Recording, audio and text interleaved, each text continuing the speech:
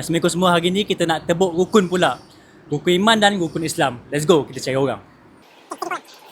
Assalamualaikum bang. Salam. Okay, boleh tak abang listkan rukun iman? Rukun iman. Okey, yang pertama beriman kepada Allah Subhanahu Wa Taala. Yang kedua beriman kepada para nabi. Yang ketiga beriman kepada kitab-kitab.